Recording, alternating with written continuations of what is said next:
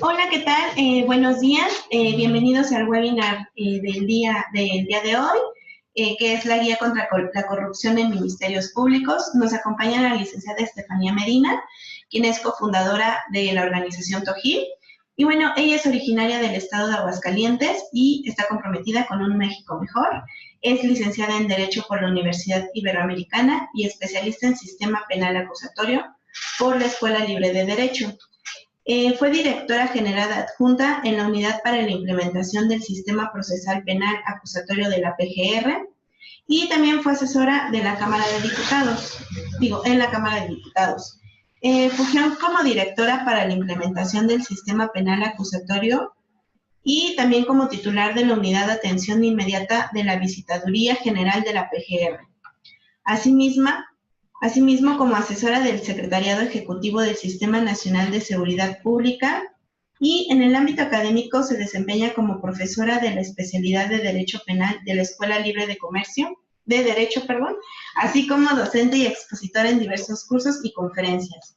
Es autora del libro La delincuencia organizada en el sistema penal acusatorio, mitos y realidades, realizado en colaboración con el doctor Rubén Quintino Cepeda y publicado en enero de 2016. En 2009 ganó el Concurso Nacional de Proyectos de Tesis Los Caminos de la Justicia en México, 1810, 1910, 2010, convocado por la Suprema Corte de Justicia de la Nación.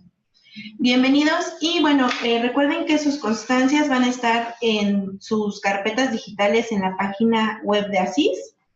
y también les pedimos que llenen la evaluación, esto con el fin de seguir mejorando en este tipo de eventos. Bienvenidos y los dejo con la licenciada Estefanía. Pues muchas gracias a todos, muchas gracias por la invitación también. Y pues lo que traemos para presentarles aquí es esta guía contra la corrupción en ministerios públicos, que un poco contándoles el antecedente, la guía es, digamos, el trabajo final que surge de esta investigación, pero lo que nosotros nos dimos a la tarea de hacer, tanto en la organización TOGIL como en Impunidad Cero, fue investigar qué es lo que estaba pasando a casi prácticamente 11 años de que se había transformado el sistema de justicia. Seguramente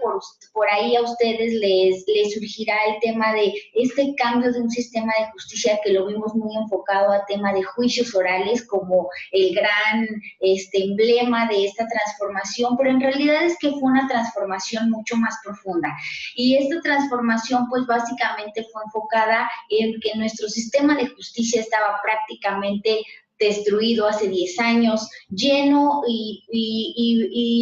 digamos, invadido de puras prácticas de corrupción, con mecanismos de poca transparencia, con mecanismos de poca eficacia, y pues eso nos llevó a transformar a un sistema de justicia que lo más emblemático quizás ha sido que se lleva a cabo en audiencias que son públicas, en donde el juez verdaderamente está presente, en donde escucha a las partes y a partir de ello es que resuelve todas las cuestiones que se le ponen a consideración. Pues para esta reforma se dieron 8 años de implementación, del 2008 al 2016, y de pronto nos dimos cuenta que pese a que se había invertido muchísimo dinero en capacitación, recursos para infraestructura, transformación de las instituciones, principalmente procuradurías, ahora fiscalías, defensorías públicas, asesorías de víctimas y los propios jueces, pues en la práctica, en la operación cotidiana, parecería que las cosas no habían cambiado tanto. Y entonces en esta investigación fue que precisamente analizamos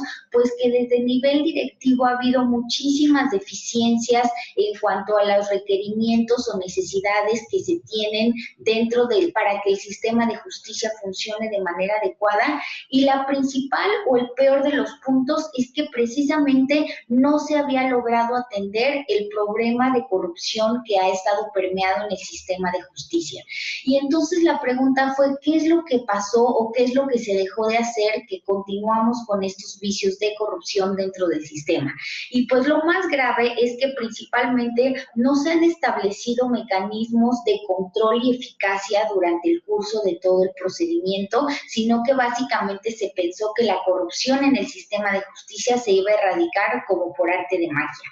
Lo segundo es que aun cuando la gente denuncia o señala algún acto de corrupción, el grado de impunidad o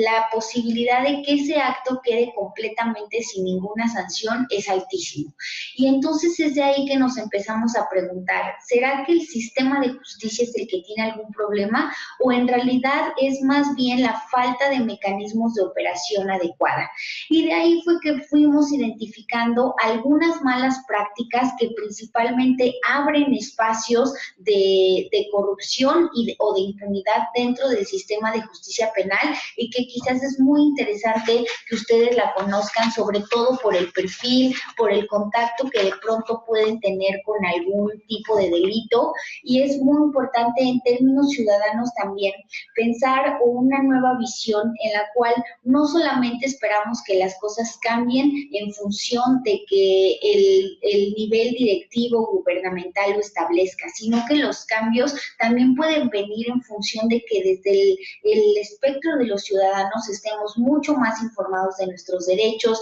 conozcamos cómo es que debemos de actuar ante una irregularidad de estas en un ministerio público o incluso con actos de algún juez o defensor. Y bueno, para ello pues vamos a entrar en materia de la guía. Seguro por ahí ustedes la podrán descargar ya en la versión digital y la pueden encontrar también para subsecuentes ocasiones en www.togil.org. Ahí la pueden descargar tanto en la versión para consulta digital y en la versión para imprimir. Esta guía es completamente de libre distribución, siempre y cuando no se haga ninguna modificación del texto, ustedes la pueden imprimir y compartir. ¿Y qué es lo primero con lo cual inicia la guía? Pues principalmente explicar algunos detalles que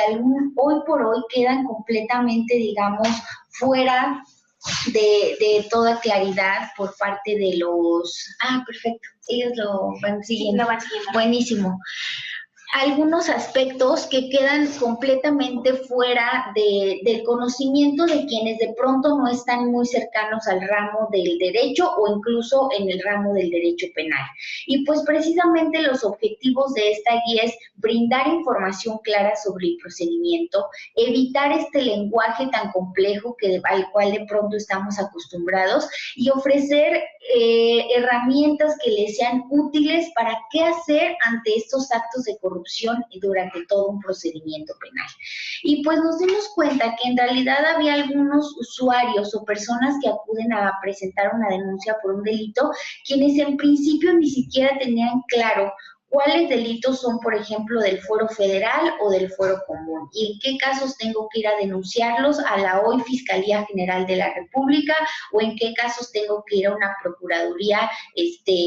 local. Y pues aquí, por ejemplo, se hicieron algunos de los señalamientos de los delitos más comunes que ocurren en una o en otra de las competencias a nivel federal y local, porque precisamente esa desinformación es la que nos lleva a tener problemas de entendimiento y de poder ejercer nuestros derechos de manera adecuada. Después, ¿quiénes son todas estas autoridades que intervienen en un procedimiento penal? De pronto pareciera fácil decir que más o menos tenemos claridad en quiénes son, pero en realidad es que en la práctica y más con estos cambios tan rápidos, tan vertiginosos que se han dado en materia de procedimiento penal, pareciera que no queda tan claro quiénes son. Vemos que contamos con una autoridad de supervisión y medidas cautelares, que es la que se encarga tanto de hacer evaluaciones de riesgo como de dar seguimiento a las medidas cautelares distintas a una prisión preventiva. Como ustedes sabrán, parte de los cambios esquemáticos que tuvo esta reforma de 2008 fue precisamente evitar que en todos los casos la gente por cualquier delito estuviera durante su proceso en prisión y que pudiera llevarlo desde fuera, pero con otros mecanismos que garantizaran que no iba a afectar a las víctimas, que no iba a destruir la investigación o que no se iba a fugar. Entonces, esta autoridad se dedica principalmente a ese rubro, que es dar el seguimiento de esas medidas cautelares. Tenemos después al agente del Ministerio Público, que podríamos decir es el actor principal de toda nuestra guía y es quien principalmente se encarga de la investigación, de dirigir la investigación de los delitos y de llevar posteriormente ante un juez este debate, esta explicación, la acusación sobre los hechos que han sido investigados. Tenemos a los policías,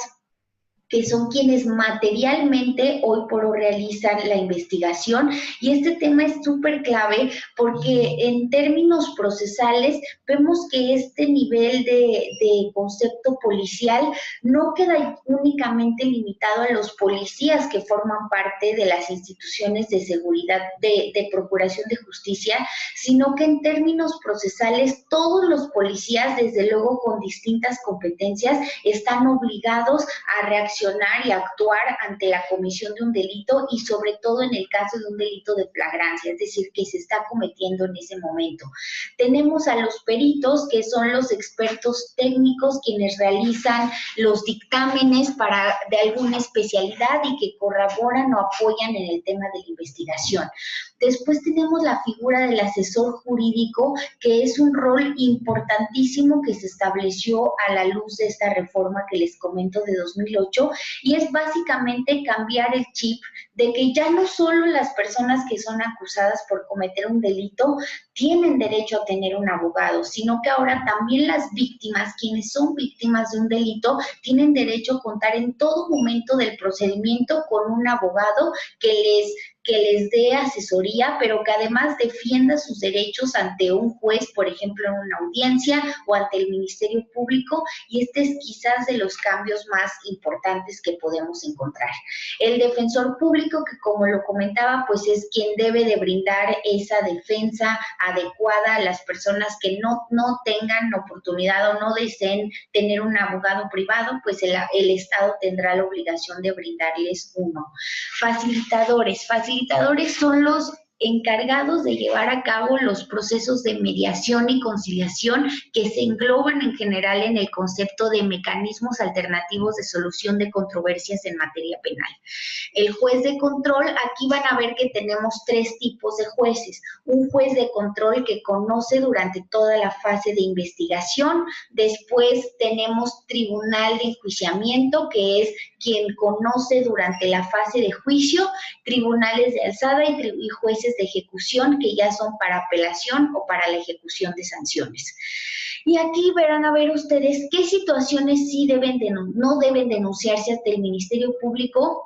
Esto a fin de evitar que algunas veces pensamos que hechos que consideramos muy graves o que nos afectan de manera directa son necesariamente un delito. Entonces, aquí vienen algunas cuestiones orientadoras que les pueden ayudar a ustedes a saber que en definitiva no es un delito y que no debo ir a denunciar ante un Ministerio Público. Y posteriormente, ¿qué ocurre cuando ya tengo una denuncia, cuando ya estoy seguro de que lo que tengo frente a mí es un delito y que quiero denunciarlo? Pues vienen algunos pasos, por ejemplo, el de acercarse a un ministerio público para presentar esa denuncia, que el funcionario debe atenderte, explicarte de manera muy clara los hechos que tú le estás poniendo en consideración, cómo se va a llevar a cabo una investigación, aperturarla y en caso de tener dudas, pues proporcionarte información, digamos, todos los derechos que deben hacerse valer desde este momento muy preliminar.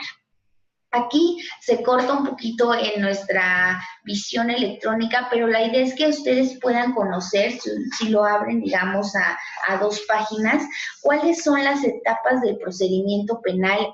a la luz del sistema penal acusatorio. Y van a ver ustedes que vienen como varias rayas, como un hilo conductor, que es todo el procedimiento penal, después una fase de proceso, que es cuando ya estamos en la parte jurisdiccional, y después vemos las distintas etapas. Etapa de investigación en su fase inicial, etapa de investigación en una fase complementaria, una etapa intermedia, etapa de juicio, ejecución de sanciones o una apelación que queda en la parte de recursos e incluso un juicio de amparo. Pero van a encontrar ustedes un tema muy interesante que es distinto al procedimiento que teníamos antes de esta reforma y que implica que principalmente no todos los casos que se ponen a consideración investigación de un juez o que el Ministerio Público lleva a un juez, necesariamente van a terminar por un juicio y por una sentencia, sino que es clave que les quede muy claro la idea de que hay otros mecanismos que van a permitir solucionar este conflicto penal de la forma que sea mucho más eficaz para el caso concreto en que se trate. Por ejemplo, vemos aquí la figura de acuerdos reparatorios, suspensión condicional del proceso o procedimiento abreviado, que son salidas que de acuerdo al delito y de acuerdo a la pena que tienen, ya los van a encontrar mucho más a detalle. Ahorita vamos a ver en qué artículos del Código Nacional de Procedimientos Penales se encuentran estas hipótesis, pues de acuerdo a estos procedimientos podrá tenerse una salida distinta que siempre garantiza la reparación del daño, y eso es muy importante porque vemos que hay un derecho penal que se centra ya mucho más en reparar el daño, en resolver el conflicto penal, que en todos los casos llegar a un tema punitivo. Habrá ocasiones en las que necesariamente, desde luego, es que el caso amerita que desde luego se lleve a una sentencia, ya sea por un procedimiento abreviado o por un juicio, pero que siempre culmine con una sentencia porque el propio delito no le permite una salida distinta. Por ejemplo, pensemos en un caso de homicidio. Un caso de homicidio pues necesariamente tendrá que llevarse una investigación completa y terminar con una sentencia, ya sea en juicio o en un procedimiento abreviado.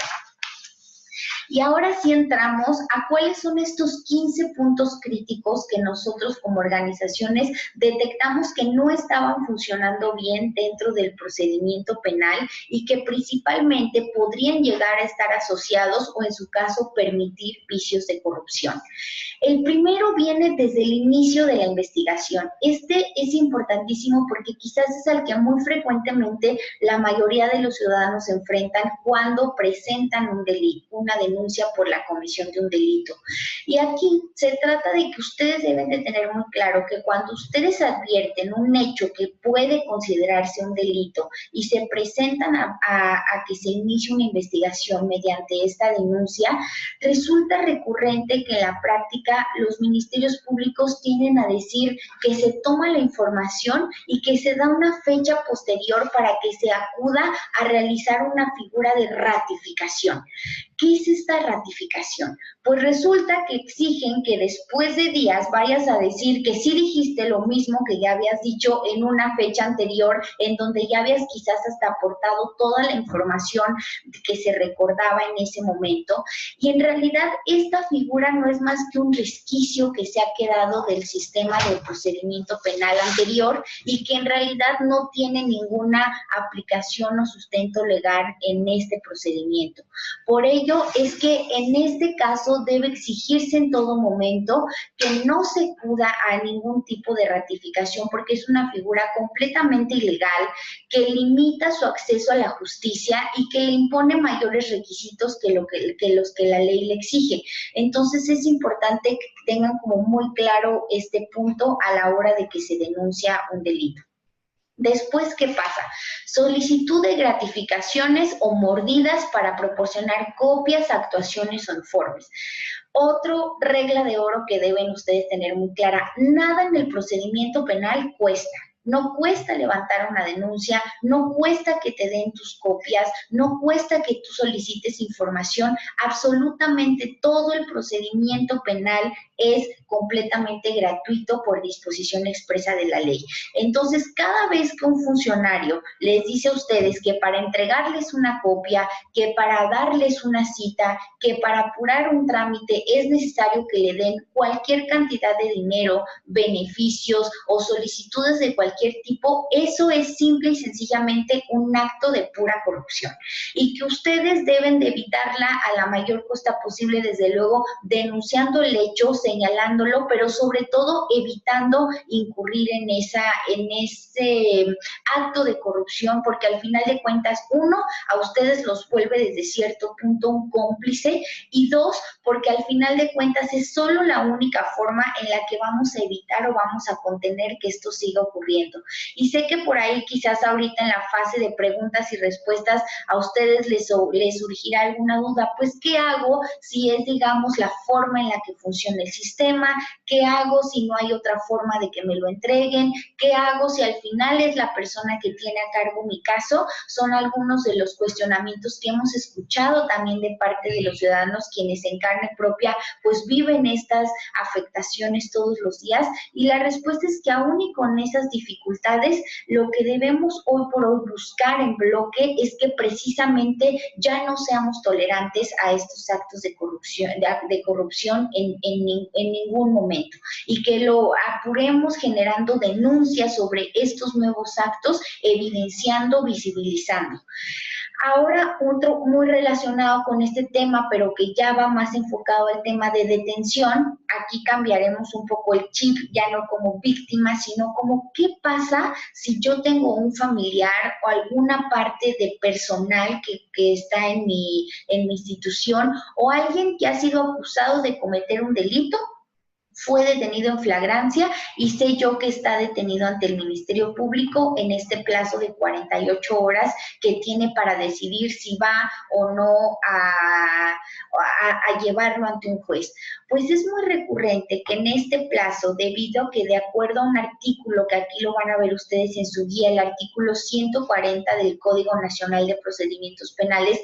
permite que en ciertos casos el Ministerio Público tenga una facultad hasta cierto punto discrecional de decidir si se deja en libertad a la persona o se le lleva ante un juez. Entonces, aquí también se ha detectado que en ese periodo recurren a solicitarles algo que se llama como una clase de fianza o algún recurso económico para decretar la libertad de una persona. Aquí es importante que ustedes sepan que las fianzas ante el Ministerio Público ya no existen. Eso es completamente ilegal, arbitrario, y otra vez no es más que un acto de corrupción. Entonces, cualquier solicitud que les hagan durante este plazo para dejar en aparente libertad a una persona es completamente un acto corrupto. Y lo segundo es que también ustedes deben de saber que el hecho de que la persona vaya ante el juez y se defina, uno, si la detención que se hizo fue legal o no; dos, si hay elementos para seguir un procedimiento en su contra;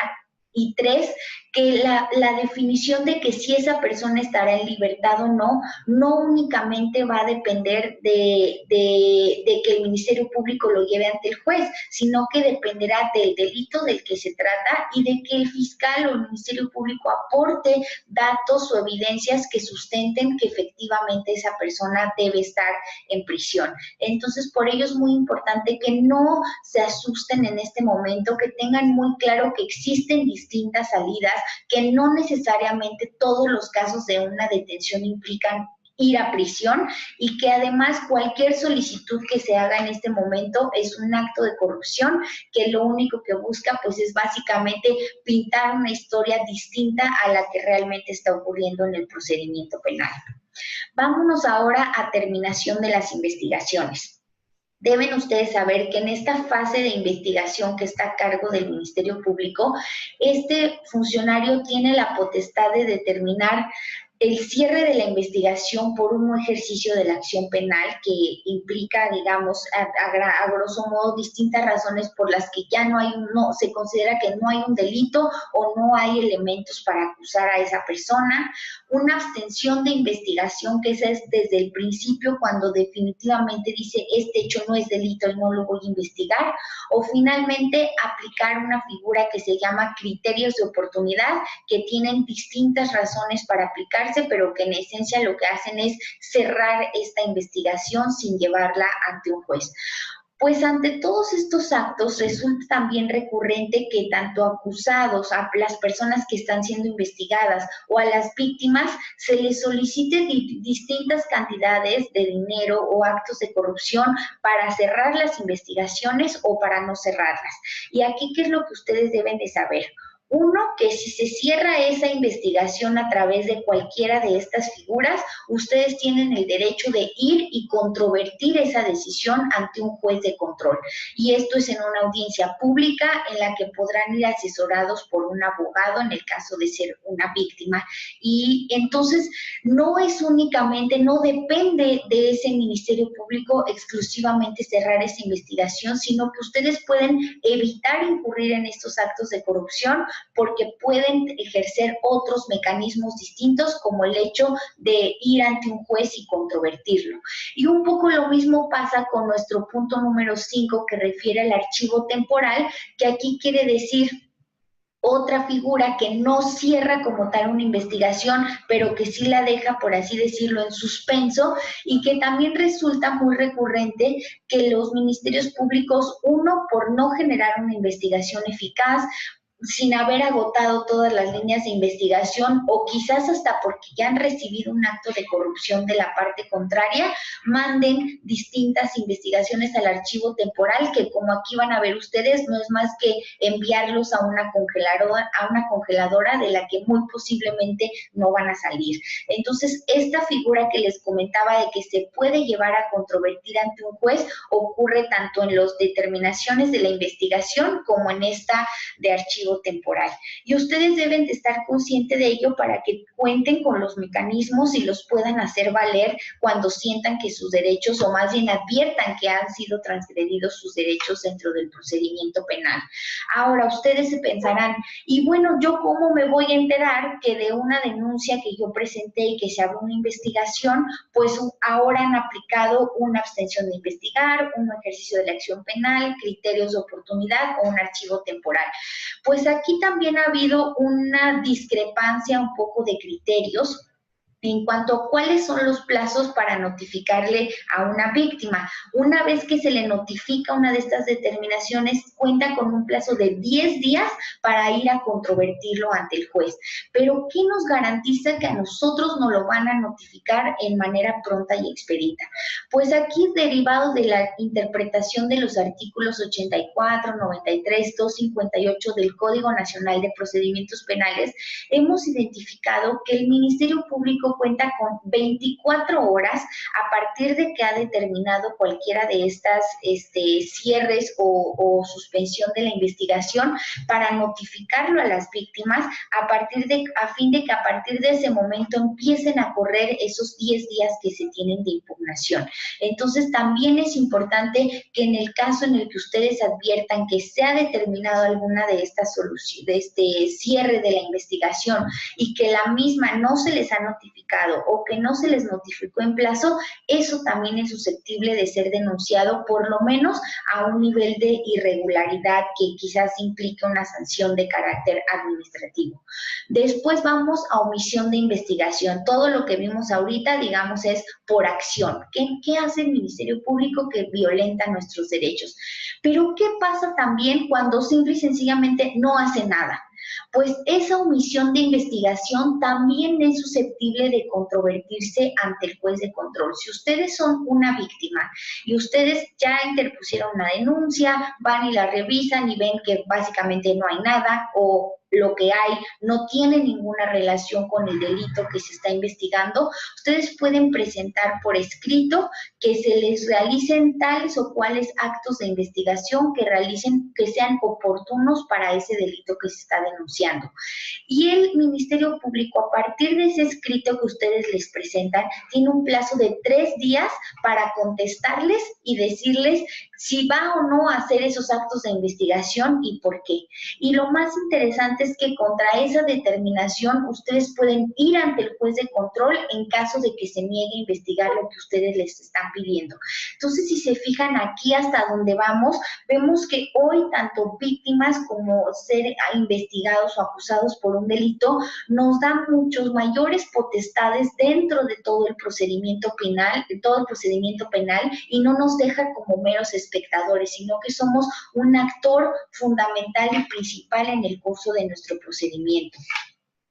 Vamos ahora al tema de detención arbitraria, que también va relacionado mucho con el tema que les comentaba, más bien desde la perspectiva de quien está siendo investigado o quien está siendo acusado por un delito.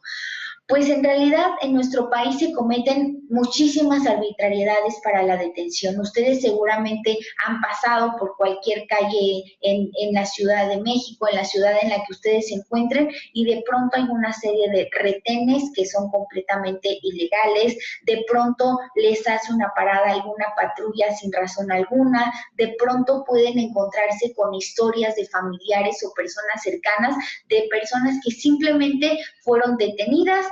después de horas de andarlas paseando, de ni siquiera explicarle ninguno de sus derechos, simple y sencillamente fueron puestas a disposición de un ministerio público con una historia completamente distinta a la que ocurrió, a veces víctimas de torturas o lesiones durante ese periodo, y finalmente no ocurre nada. Entonces deben de saber que todo lo que ocurra durante esta fase de una detención debe debatirse también ante un juez de control, quien debe definir sobre la legalidad o no de esa detención desde el primer momento en el que se le pone a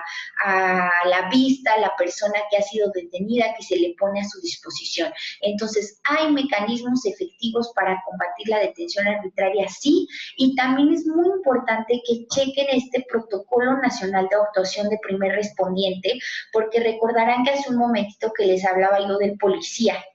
Vemos que ya los policías no tienen únicamente facultades o obligaciones dentro del procedimiento penal cuando pertenecen a una institución de procuración de justicia, sino que todos los policías o quienes realizan labores de seguridad en el ámbito público pueden tener distintos grados de responsabilidades, sobre todo en un tema de detención. Y aquí el Protocolo Nacional de Actuación de Primer Respondiente da los matices y especifica en qué nivel cada una de las policías o cada una de las instituciones de seguridad tiene la obligación de actuar ante el primer contacto con un delito. Y creo que esto resulta sumamente interesante, sobre todo para ustedes desde esta visión de algunas actividades de seguridad que entiendo algunos de ustedes realizan, porque tienen que tener muy claro hasta qué grado su personal de seguridad tiene obligaciones y hasta qué grado tiene la obligación de canalizarlo o enviarlo de manera inmediata ante una autoridad policial a fin de que continúe con todo el procedimiento. Entonces es muy importante que le echen ojo a este Protocolo Nacional de Actuación de Primer Respondiente. Les cuento rápido el antecedente, es un protocolo que ya fue aprobado por el Consejo Nacional de Seguridad Pública y que digamos es vigente y de aplicación directa para todo el país. Entonces es bien importante, creo, este punto, sobre todo en el marco de lo que ocurre día a día en las labores que realizan. Vamos ahora al punto 9 de medidas cautelares. Recordarán hace un momentito que yo les decía que no todos los actos delictivos, ni más bien todas las investigaciones en las que una persona está señalada como la posible persona que cometió ese delito necesariamente va a ir a prisión, y que esta definición de si va a ir a prisión o se le va a imponer otra medida cautelar, que ustedes sabrán que hay alrededor de 13 medidas cautelares distintas a la prisión preventiva, entre las cuales podemos encontrar, por ejemplo, un tema importantísimo de imponer un lector o un localizador electrónico. Otra es la prohibición de que se salga de algún domicilio, o distintas medidas cautelares que ayudan a que las personas puedan estar cubriendo o más bien siguiendo su procedimiento con medidas eficaces que garanticen que va a seguir compareciendo, pero que no va a estar necesariamente en prisión. Entonces, aquí es importante que sepan que el Ministerio Público debe de solicitar las medidas cautelares que resulten las más eficientes, que debe de vigilar su cumplimiento y que precisamente debe de evitar que las personas, una de dos, tengan medidas desproporcionales o en su caso que tengan medidas que no sirven prácticamente para nada, y que eso genere que no haya un control de las personas que están siguiendo un procedimiento penal. Después nos vamos a asesoría de víctimas y defensa adecuada.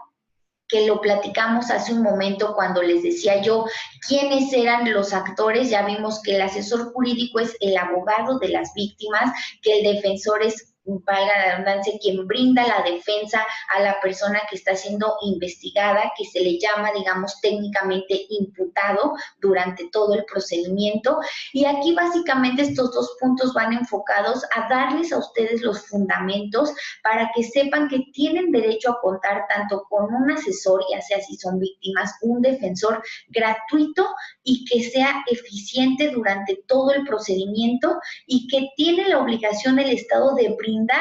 esa asesoría y esa defensa completamente adecuada y gratuita cuando así se necesite. Y después vamos a otro tema, que ahora vamos a ver dos figuras. Se acordarán que hace un momentito platicábamos que no todos los procedimientos penales se resuelven por una sentencia ni en un juicio, sino que hay otras salidas. Por ejemplo, aquí vemos acuerdos reparatorios, que son básicamente los convenios que se generan por ejercicios de mediación, conciliación o junta restaurativa, y que los vemos agrupados en el concepto de mecanismos alternativos de solución de controversias, y que en ciertos parámetros, por ciertos delitos, puede tanto la víctima como el imputado sentarse, generar un convenio que garantice la reparación del daño causado, y esto principalmente ocurre en temas relacionados a delitos a lo mejor patrimoniales sin violencia, delitos de carácter culposo que realmente no requieren de un reproche de una sanción mucho mayor. Entonces, aquí lo que se ha detectado es que a veces en el Ministerio Público se tiene una mala práctica de generar acuerdos reparatorios sin que se haga de una manera oficial dentro de un procedimiento penal. Después tenemos la suspensión condicional del proceso, que quiere decir que aunque llegues ante un juez y se te haga una vinculación a proceso, que quiere decir que te señala que estás dentro de un procedimiento penal ya ante un juez, tú puedes, en los casos de delitos, por ejemplo, cuya pena máxima no es de media aritmética de 5 años, acudir a esta clase de suspensión condicional, y si se cumplen ciertos mecanismos, ciertas obligaciones a las que las partes, en este caso el acusado, se obliga, puede terminarse el procedimiento penal. Y desafortunadamente la cuestión un poco negativa es que algunas veces existen actos de corrupción por parte de quienes se encargan de ejecutar o de vigilar que se cumplan estas condiciones, y en otros casos ha habido por parte del Ministerio Público irregularidad de señalar o solicitar las condiciones mucho más adecuadas de acuerdo al caso de que se trata. Ahora vamos rápido al tema de procedimiento abreviado, que es un procedimiento en el cual se culmina con una sentencia, pero la diferencia que tenemos con un juicio es que aquí en este procedimiento abreviado únicamente, digamos, la parte acusada dice, ok, estoy de acuerdo con los cargos que se me están imputando y quiero ir directo a una sentencia. Prácticamente admite que participó en ese hecho que se le está señalando. ¿Y qué se recibe a cambio de ir a este procedimiento abreviado y no ir a un juicio? Pues precisamente una reducción en la pena que se le va a imponer. Entonces, como ustedes podrán darse cuenta, esto también ha generado en muchísimos casos que los ministerios públicos, como son ellos quienes proponen cuál es la pena que se va a imponer a la persona, puedan incurrir en actos gravísimos de corrupción durante ese periodo. Entonces, por eso es importante tener muy claro que también cualquier solicitud que se haga durante este procedimiento, o cuando adviertan como víctimas que el Ministerio Público está negociando con un acusado que se le imponga una cierta penalidad, una cierta punibilidad y que va a recibir algún beneficio, pues eso es un acto de corrupción que hay que señalar. Y finalmente, dilación o retraso en el procedimiento, que tiene todo que ver más bien con los jueces. Hemos encontrado que pese a que tienen la obligación de que las audiencias se generen de la manera más próxima o inmediata una con otra, pues en términos generales lo que está ocurriendo es que se generan audiencias completamente diferidas, donde no se atienden de manera completa los puntos más importantes de ese procedimiento penal, y pues esa dilación lo que genera es prácticamente negar el acceso a la justicia. Entonces, hasta aquí pues tenemos nuestros principales puntos.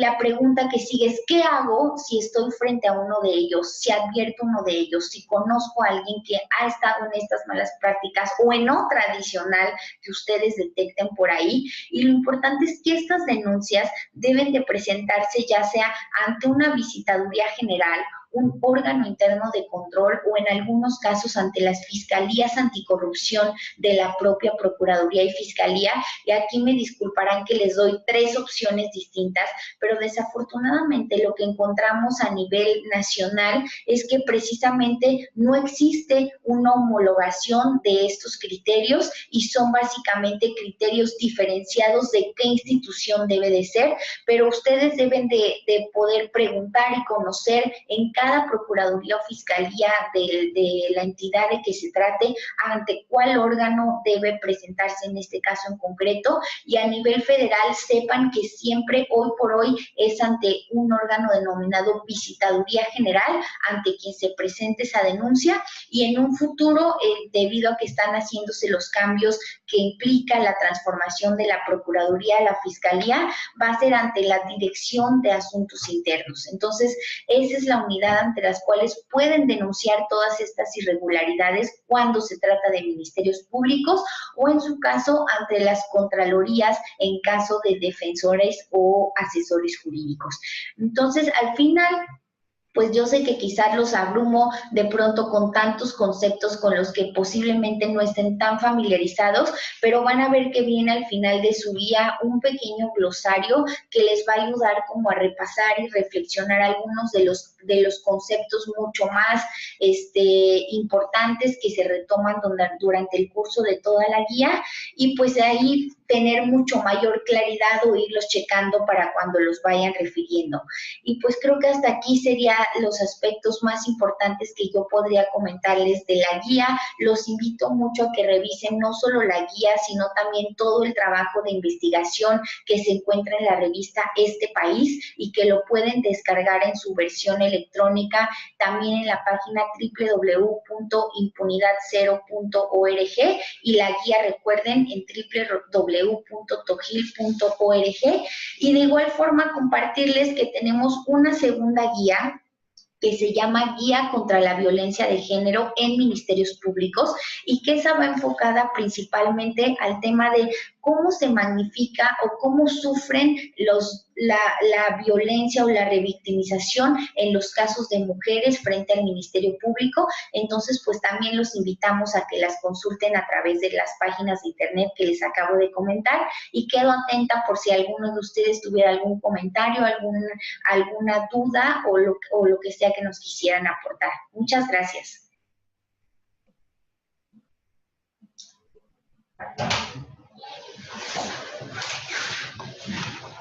Muchas gracias. Y no sé si tengan alguna duda o pregunta con respecto al tema, que quieran escribirla en el chat. Ahí,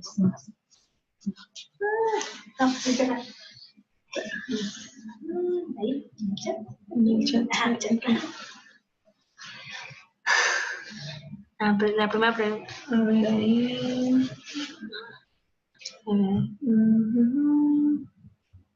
Hay que hacer también, dice Ernesto Esquivel, hay que hacer también distinción entre asesor jurídico y defensor jurídico. Claudia César, entonces, ¿este protocolo considera ciudadanos y personal de seguridad privada? Las vamos viendo. Si quieres. Miren, respecto del tema de distinción entre asesor y defensor, sí, por eso se los pusimos en 2 puntitos diferentes, porque asesor va dirigido completamente a las víctimas y el defensor va para las personas que están siendo investigadas o acusadas por un delito. Entonces, ténganlo muy claro que son figuras completamente diferentes. Después vemos por aquí que el protocolo considera ciudadanos y personas de seguridad privada. No,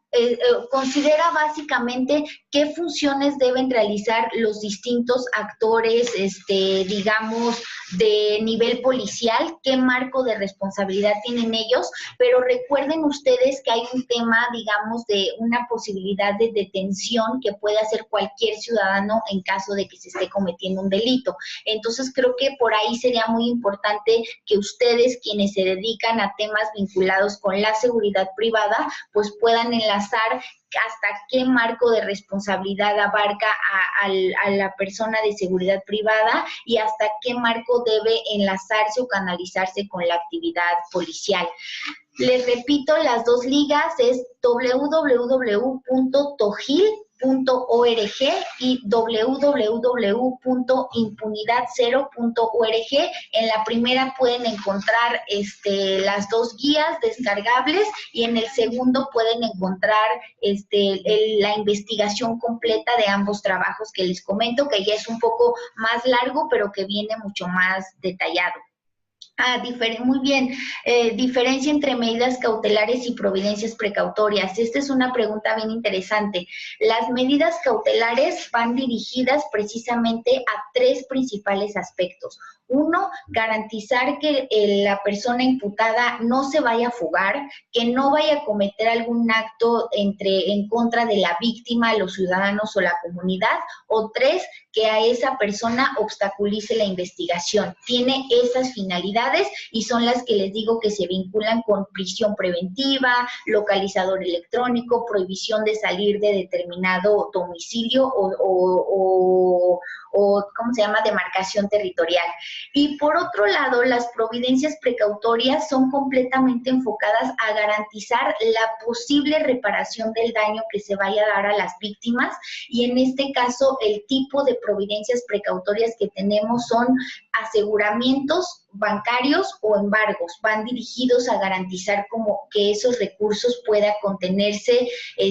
para una futura reparación del daño. ¿Y qué tenemos por aquí? Otra vez, medidas. Medidas otra vez, muy clara. Puedo designar aquí. ¿Puedo designar un asesor jurídico o defensor en cualquier parte? Sí pueden designar asesor jurídico o defensor en cualquier parte del procedimiento penal, pero si ustedes no lo designan desde un principio, el Estado les va a ofrecer o va a obligar a que por garantía tengan uno público. Entonces puede ser que al principio, si ustedes no quieren designar a nadie, les den uno público para que les asista durante esa parte del procedimiento, y en un futuro, cuando ustedes quieran cambiarlo o designarlo por uno particular, lo pueden hacer en cualquier momento del procedimiento sin ningún problema, pero sí es que todo el tiempo deben de contar con uno. De imputabilidad y otro de culpabilidad. Este tema de imputabilidad y culpabilidad creo que va mucho más enfocado ya,